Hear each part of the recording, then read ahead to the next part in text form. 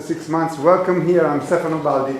I'm the Italian ambassador here in Bulgaria since 6 months, and you're most welcome to this residence. You are welcome to this conversation with Alberto Vedelago, and the conversation is going to be on title is Elegance, an essential concept of Italian culture and lifestyle. So there are many keywords there: elegance, Italian, culture, lifestyle.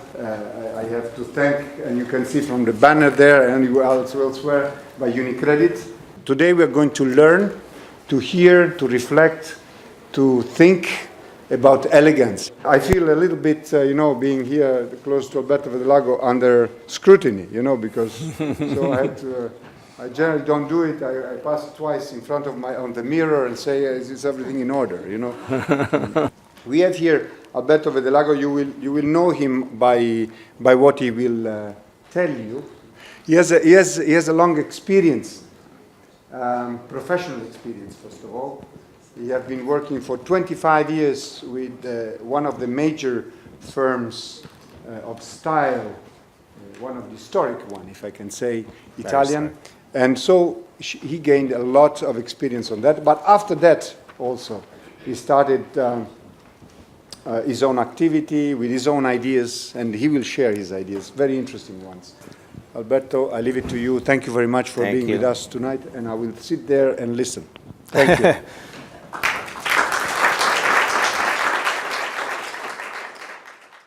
And tonight, I like to take you to a little fascinating journey about elegance. Probably all of you will think tonight that I will talk about how we're going to match the pants with the jacket, how to knot the tie, which kind of socks. I want to just concentrate on the word elegance. You will understand tonight that this is extremely more important than all these details.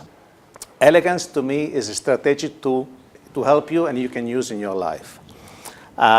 Believe it or not, this importance has been publicly recognized more than 2,000 years ago. Also during Roman Empire, Quintiliano, that he was a noble, when he was talking to the Senate, he was teaching that elegance provides more respect and admiration. Beautiful and rich garments make the man respectable, esteemed, and influential. In fact, the Roman nobilities, they used to buy the beautiful clothes from the province of the empire in Asia. I think this lesson is still very much updated in today's life. Thanks to Quintiliano, though, we learned the importance of the elegance. Coming back to our days, what is elegance? Is fashion or style? I'm sure everybody knows Coco Chanel, to me the best designer ever. She was saying, fashion passes, style remains. Fashion is somebody deciding for you. Style and elegance is based on your personality. So you're understanding now that elegance is more about style and elegance than fashion. Elegance, in fact, must be value the person and not the clothes. This is a very important sentence. Somerset Maugham, one of the most important modern writers, he was saying that the elegant man is the one who never notices his clothes. So if you just look at somebody walking in the street and you notice his clothes and not the person, it means that, rather than the person, it means that you see something decided by somebody else, and this is how fashion works. The fashion is trying to convince people that everything is based on what they do. So elegance belongs to the individual and his personality. Fashion is showing off. Richard Bandler, the inventor of P&L, he was saying you'll never get a second chance to make a first good impression. I found this sentence so strong that I decided it's a sentence of my life. Based on my experience, during the first few seconds of a meeting, it's very important to make a good impression, especially with people that don't know you. I want to give you an example about this. Imagine that you are invited in a hot and humid country, and you bring with you what you believe is the best suit in your wardrobe. Maybe it's too heavy. What's going to happen? You're going to feel uncomfortable, sweating. People see you sweating. So you look you make a bad impression, and you will appear insecure and embarrassed. You will be absolutely undervalued. So after the theory, let's talk about something more practical concerning your elegance and of course, your wardrobe. Number one enemy of the elegance is the old wardrobe. I'm going to read you I believe this beautiful sentence from Jules Renard, who was a very important French writer. He said that the old age comes suddenly. One day you wake up and everything is white around. So it's like you open the window in the morning and you realize the winter came because outside is all white. This is an example to make you aware that if you open your wardrobe, you must notice that it became older throughout the years. So you believe your wardrobe is good in every occasion? You believe that things bought 10, 15 years ago, 20 years ago, they're still suitable for every occasion? Maybe not. So maybe because at that time you were living a beautiful time of your life and then still belong to you.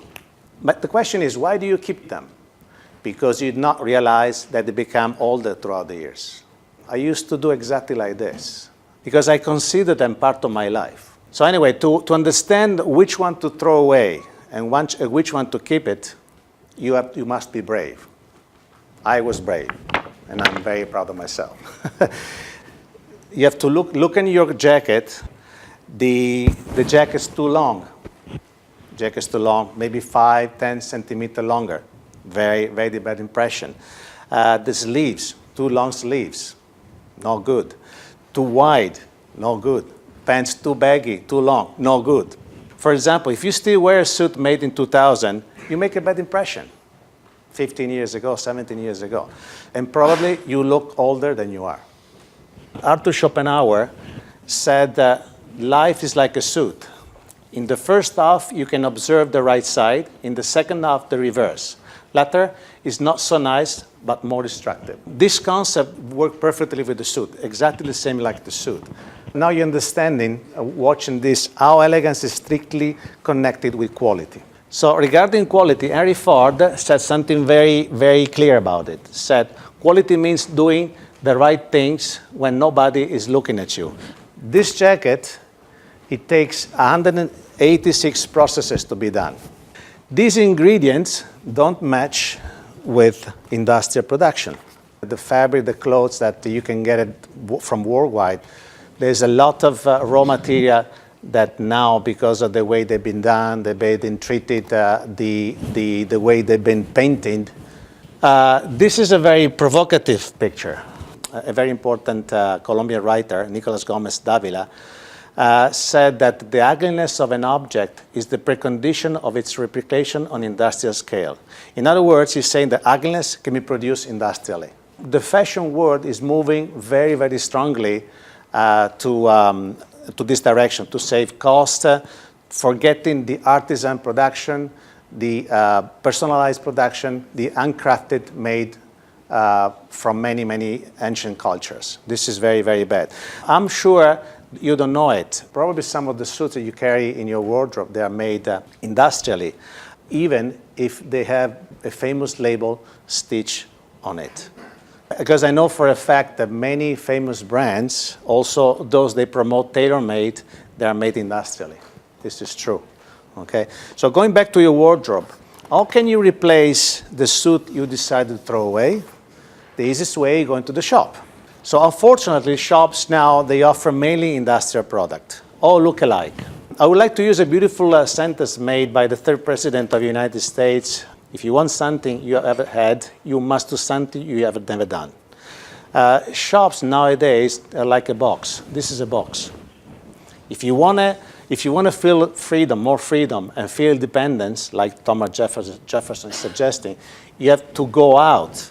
In the shops, every item is made by somebody for anyone. So in other words, if you want an individual elegance, you will never find it in the shop. So if you wanted to be independent and be yourself, you need something done only for you, something made to measure. Givenchy, one of the most important designers in the world, said, a suit must fit the body of the man, not the opposite. How many of you, without realizing, they wear something with their own sizes? Maybe shirts always come out the pants. Based on my experience, many successful men that I met in my life, they do not pay attention to these details. I want to tell you something more important about the measurement. Are you sure that the body measurement guarantees perfect fitting of a suit? Are you sure about that? For most of the brand and also most of the tailor, the answer is yes. Why? Because they base their own profession only on body measurement.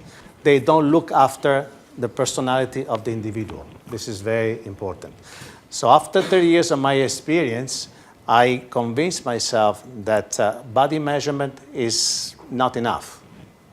I still believe that the person counts rather than the clothes, again. Getting the measurement only from body measurement is very limiting. So, in fact, we might here have tonight two men with the same size. Are they the same? Obviously not. They're not. So what is the main difference? Personality. We have two twins here, exactly the same, but they dress differently. One is wearing a tuxedo, the other one is wearing a black suit. This is a very important example. Also, Albert Einstein says something very important about personality. Only the personality can create the noble and the sublime. So here, tonight, everybody is unique. I invented this word to describe my professional method. What does it mean? Tailor of personality. It's like the elegance. Little details make a huge, big difference. We have to base the measurement also on the personality. So finally, what is elegance? Elegance to me is the art of living. The word elegance comes from the ancient Latin eligere, that means to choose. To me, choose, I still believe choose is one of the most important things to do well in life. Every day we choose something. So it's very, very important to choose, to make the right decision every day. Elegance belongs to life. It's not belonging to aesthetical choices. And when I started working in the 85, many years ago, I was obliged to dress elegant, and I didn't like it. So when I became manager, I decided not to follow these rules anymore. And after a few years, I went back to elegance because I missed that. And now I dress elegant because I enjoy it. Return ticket to suit and tie means my experience, from obligation to pleasure. Thank you very much for your patience. Please, Mr. Ambassador, thank you very much.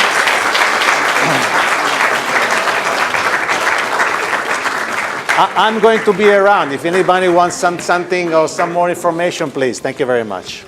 Thank you to Alberto Vedelago for this journey. And now, please enjoy, and thank you very much. Thank you.